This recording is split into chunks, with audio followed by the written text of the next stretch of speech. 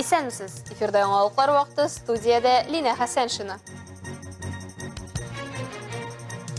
Районыбыз язга ташуга актив әзерләнә. Бүген калабызда гадәттән тыш хәлләр барлыкка килү очрагы буенча җыеннар узды. Шәһәр хезмәтләре тарафыннан су басырга мөмкин булган 5 торак пункт һәм 2 микрорайон контроль астына алынган. 6да белгән 60та. Балалар арасында Коръән уку буенча шәһәр бәйгесе үтте. Мен күп тапкыр бер аятны укыйм. Аннары аны наизусть укыйм.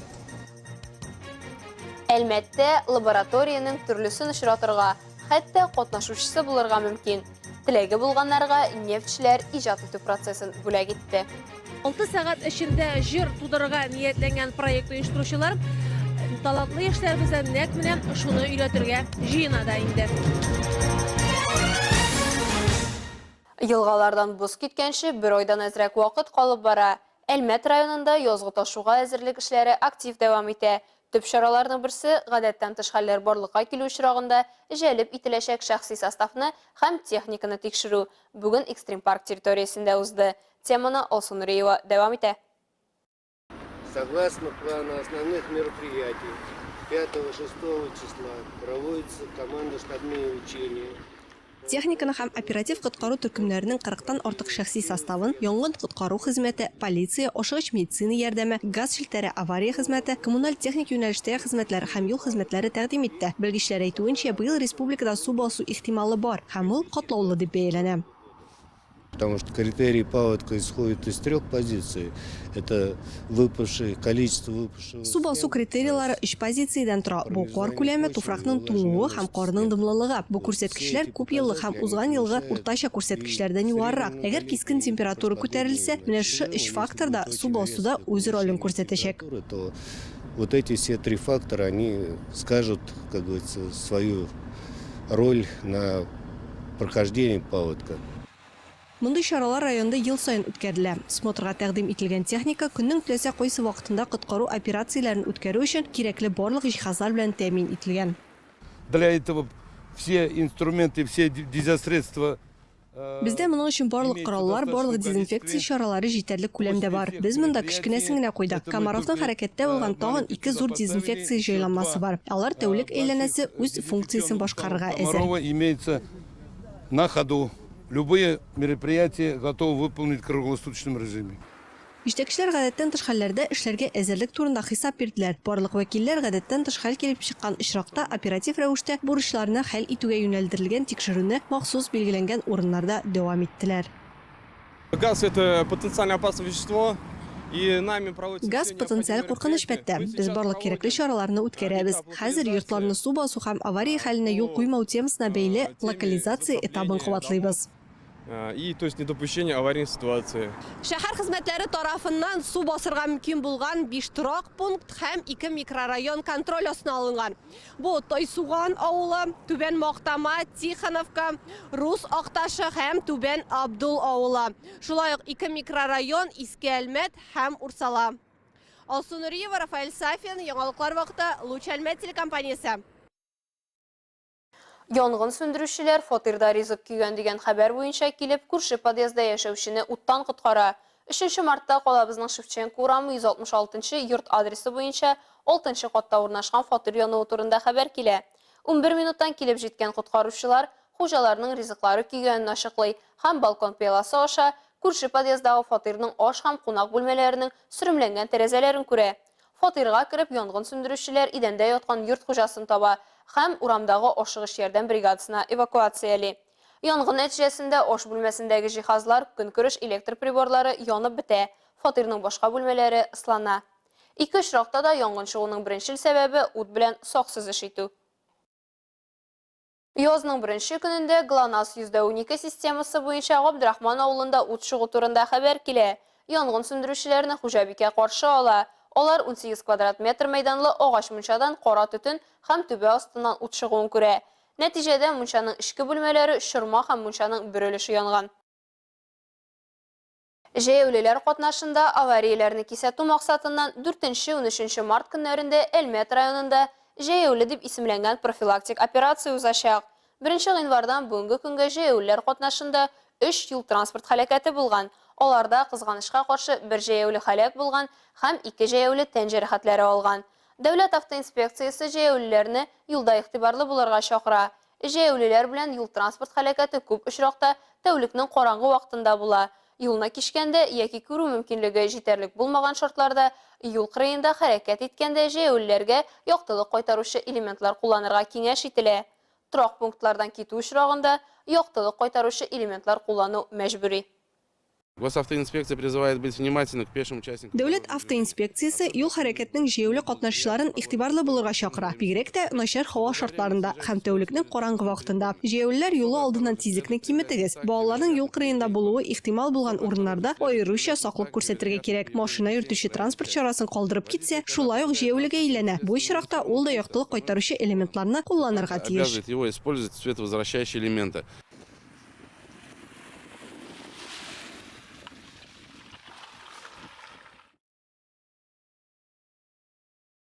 Башка темаларга.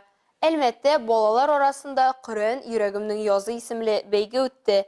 Әлмәт районы мөхтәсибәте оештырган чараны безнең хезмәттәшебез дә күреп кайтты. Сүз Энҗи Хасаншинага. Быел балалар арасында Коръән бәйгесе Әлмәт шәһәренең яшьләр үзәгенең креатив процесслар фабрикасында үтте. Чарада 70-тән артык бала катнашты.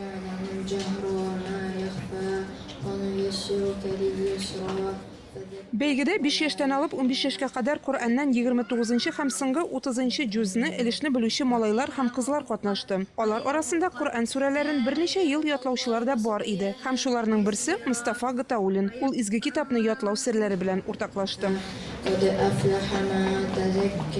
Мин 29-нчы җүзне хәзер ятлыйм. Коръәнне мин ятам шулай. Мин күп тапкыр бер аятны укыйм. Аннары аны наизусть укыйм. Несмотря в Коран.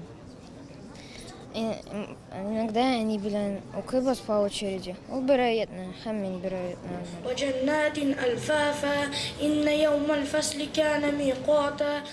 Чараны Әлмәт районы имам мөхтәсибе Исмаил хәзрәт Сөнгатуллин ачып җибәрде. Ул бәйгедә катнашучы балаларга һәм аларның әти-әниләренә рәхмәт сүзләрен җиткерде. Пәйгамбәрбез саллаллаху алейхи ва саллям әйтә бит: "Хайрукум ман тәаллама ал-Кур'ана ва 'алламаху." Сезнең арагыздан хәерләр шулар, кемнәр Кур'анны үзләре өйрәнделәр һәм кемнәр өйрәтәләр башкаларга ди.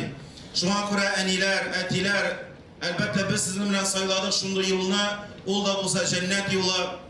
Чарада катнашучы балалар Коръән хафизлар артыннан сүрәне яттан укып дәвам итәргә тиешләр иде. Күпчелек катнашучылар бу сынауны җиңел үтте. Балалар арасында шәһәркүләм Коръән бәйгесе турында тулырак 15 март кичке 8 сәгатьтә чыгачак Ислам нуры тапшыруында карый аласыз. Энҗи Хасаншина, Рафаэль Сафин, яңалыклар вакыты, Луч Әлмәт телекомпаниясе. Бисмиллахир-рахманир-рахим. Әлмәт иҗтимагый үзәгендә төбәгебез халкы өчен яңа лаборатория узды. Бу юлы ул яңа җырлар тудыру белән бәйле иде. Иҗат итү процессына талантлы әлмәтлеләр тәҗрибәле кураторлар белән бергә шомалды. Бу хакта тулырак Рәдифә Нугманова материалында. Бүген танылыр өчен талантлы булугына җитми, үзенең талантыңны аудиториягә тарата белергә дә кирәк. 6 сәгать эчендә җыр тудырырга ниятләнгән проект оештыручылар талантлы яшьләр бездән нәкъ менә шуны өйрәтергә җыена да инде.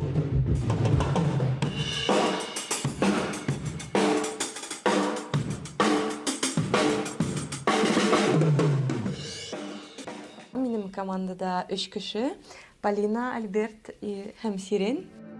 Аделина Латыпова әлеге проектта куратор буларак катнаша. Башкаларга яңа тәҗрибә булган кебек, аңа да бу эш үз яңалыгын алып килгән.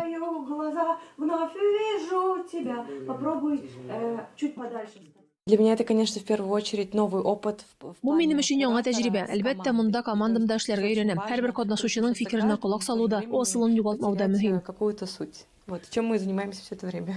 Фәүзия Кадырова проектның спикеры, үзе башкаручы, үзе композитор булган туташ, шуңа охшаш проектта катнашкан булган. Мондый проектлар милли моңны да саклый, үстерә, яшьләргә дә яңа юллар ача, ди ул.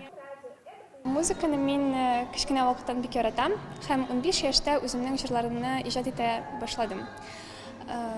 Соңрак бу сәхнә, җырлау миңа яратылды да дип әйтмим. Мин ансыз үземнең гомеремне дә күрми башладым. Командаларга вакыт, музыка кораллары, үз-үзләрен белдерү һәм экспериментлар өчен урын бирелә. Вакытта ярысы тар нибары 6 сәгать. Шул вакыт аралыгында 5 команда, 5 куратор ярдәмендә 5 җыр яздырып тамашачыга тәкъдим итәргә тиеш.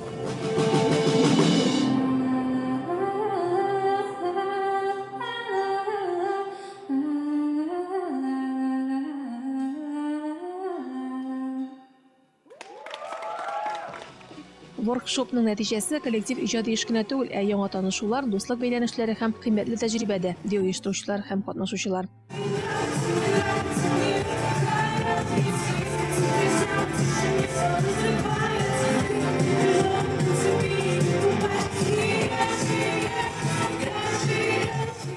Самое главное же желание. Иң мөһиме һәркемнең теләге булу кирәк. Безнең катнашучыларның һәркайсы үз дәрәҗәсендә музыка белән шөгыльләнә. Әлбәттә барып чыгачак, чөнки алар белән көн саен музыка тудырып, аны таныта белгән кураторлар эшли. Этим занимается каждый день.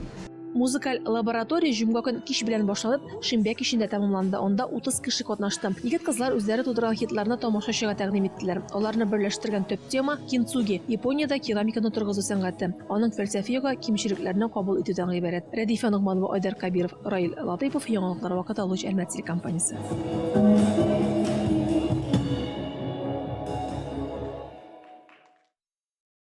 Спорт яңалыкларына. Габдрахман авылында Зыя Галиев истәлегенә традицион волейбол ярышлары узды. Зыя Галиев Габдрахманның күренекле укытучысы, авылдагы һәм хәтта райондагы спорт традицияләренә дә нигез салучы шәхес. Зыя Гали улы Галиев фронтовик укытучы. Габдрахман авылының берничә буын яшьләрен спортка алып килгән хөрмәткә лаек авыл кешесе. Аның исеме әле дә булса телдән төшми. Ул сугыштан соң сразу мәктәпкә кергән физрук булып, военное училище аның и до конца жизни шушында эшләде. Мәктәптән соң алып барадыр волейбол, футбол, хоккей, турнирлар гел икенче.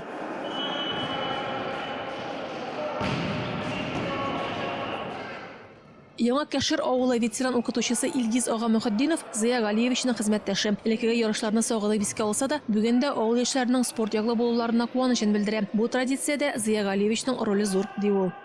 Командалар нәгазирледер, район өчен Кәшер, Абдрахман, Түбән Мактама спортсменнары, укучылары гел сборной районына выступать иттеләр инде. Шуның белән истә калды инде. Бергәләп, менә как коллега, күп тәҗрибә алдым инде мин аны.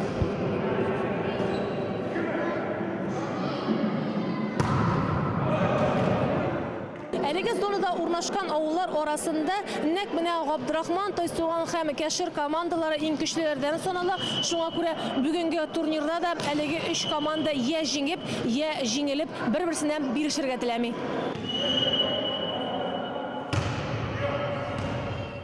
Бүгенге ярыш бик кызганнан кыза. Бер уенны җиңдек, берсен җиңелдек. Тагын бер уеныбыз калды. Ансын җиңәбез дип уйлыйбыз. Уеннар нәтиҗәсендә беренче урынны Тойсуган, икенче урынны Габдрахман, өченче урынны Яңа Кәшер авылы командалары яулады. Габдрахман мәктәбе укучылары командасы бу елга оттырды. Шулай да бу уен алар өчен алга таба үсәргә яхшы тәҗрибә бирде, ди оештыручылар.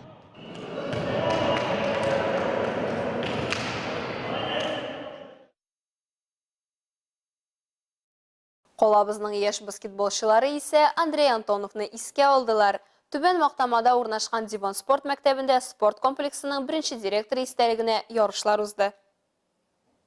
2016 елда үз ишекләрен ачкан Диван спорт комплексы соңгы елларда спорт мәктәбе исеме астында эшли, бүген биредә башлыча балалар шөгыльләнә. Әлеге коллективның төп максаты сәламәт булуын тәрбияләү, шуның өчен даими дәресләрдән тыш һәр вакытта биредә нинди дә булса ярышларда оештырылып килә. Шуның чираттагысы баскетбол буенча ярышлар.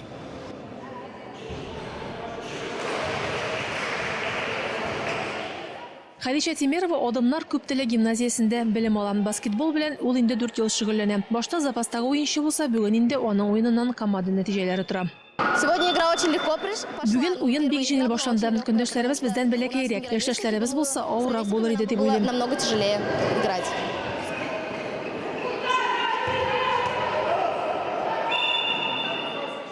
Basketbol başka sport türleri kebek üк nığıtıp kına kalmay iň başta disiplinaga üretә diýip bilgeçler. Şuňa görä nikadar oldarak başlasaň, şol kadar faydalarak bolar.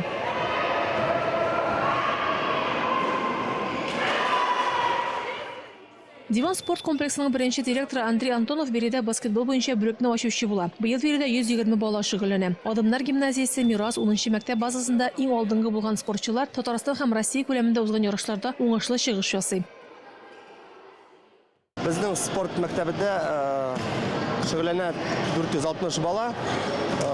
Basketbol, voleybol, gandbol, badminton.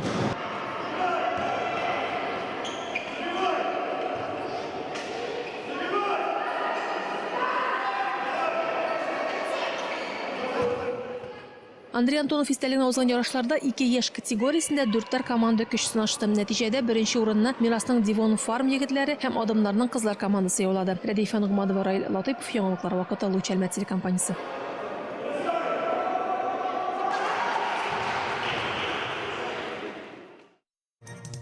Hürmetli tamaşaçılarыбыз, Yaňalyklар çygarylışynyň turu translasiýasyny siz Vkontakte sosial şilterine kirip, Luch Almat türküminde sagat kişki 7-de gory alasy. Bizning iň kızykly süjetlerimiz da resmi akkauntlarybızda urnaşdyryla. Älige şular, Millina Hasançyna ham montaj operatory Dinara Gaynetdinova sizning bilen sag bulaşabys. Sen emin bolýas.